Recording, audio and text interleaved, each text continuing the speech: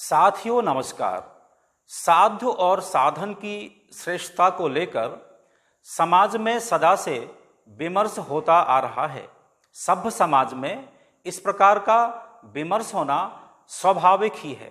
महाभारत में एक ध्येय वाक्य है, यतो धर्मः ततो जयः, अर्थात जहाँ धर्म है वहीं विजय है। किंतु महाभारत की कुछ प्रमुख घटनाओं को देखकर ऐसा प्रतीत नहीं होता। हम सभी जानते हैं कि महाभारत युद्ध के दौरान भीष्म के सामने शिखंडी को खड़ा करके उन्हें निशस्त्र किया गया। आचार्य द्रोण के सामने झूठ बोलकर उन्हें शोकमग्न किया गया। निहत्थे कर्ण पर वार करना या सभी प्रकार के युद्ध नियमों का उल्लंघन करते हुए दुर्योधन की जंघा को विदीर्ण करना, यह तो सब धर्म नहीं है। और यह सब उनके सामने संभव हुआ जिनका कथन है, यदा यदा ही धर्मस्य ग्लानिर्भवति भारत अभ्युत्थानम धर्मस्य तदात्मानम सृजाम्यहम्।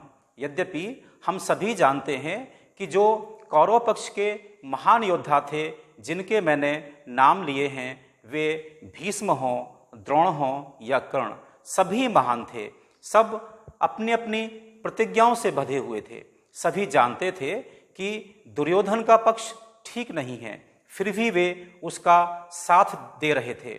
इन सभी के लिए अपनी प्रतिज्ञाएं अधिक महत्वपूर्ण थी। समाज का हित उनके लिए उतना महत्वपूर्ण नहीं था। इसके ठीक विपरीत जो पांडव पक्ष है, उसमें से अर्जुन को यह भली प्रकार मालूम था कि भीष्म का वध करना धर्म सम्मत नहीं है, न्याय सम्मत नहीं है। लेकिन व्यापक समाज के हित को ध्यान में रखते हुए अर्जुन ने ऐसा किया।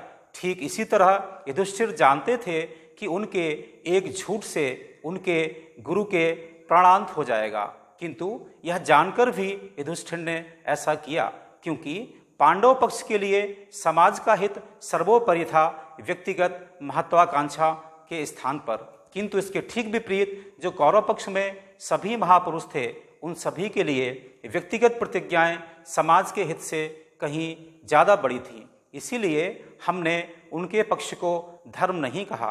ठीक इसी तरह से रामचरितमानस में एक चौपाई है, जब जब होए धर्म की हानि, बाढ़ें असुर अधम अभिमानी, तब तब प्रभुधर विविध शरीरा, हरहि कृपा निधि सज्जन पीरा।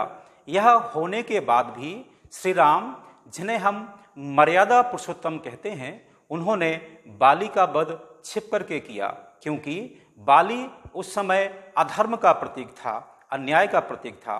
और इस अधर्म के प्रतीक को समाप्त करने के लिए यह आवश्यक था कि श्री राम जैसे मर्यादा पुरुषोत्तम को भी मर्यादा भंग करना पड़े।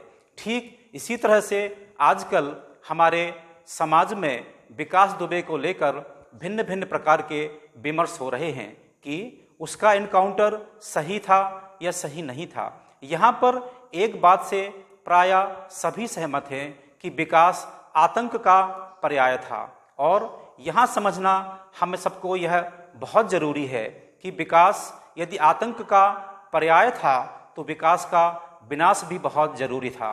भले ही उसके लिए वहाँ की पुलिस ने कुछ साधन अनुचित ले लिया हो। यहाँ पर मैं पुनः पुनः कहता हूँ, यदि हमारा साध्य श्रेष्ठ है तो हमें साधन पर जोर नहीं देना चाहिए। यदि हम इस प्रकार के विमर्श करेंगे तो इससे हमारे जो अभीष्ट हैं उनकी पूर्ति नहीं होगी। मुझे लगता है कि इस प्रकार के संवाद से जो विचार अभी मैंने रखे हैं, हो सकता है इसमें कुछ समाधान मिले। मैं इन्हीं शब्दों के साथ अपनी वाणी को समाप्त करता हूँ। ओम शांति इति।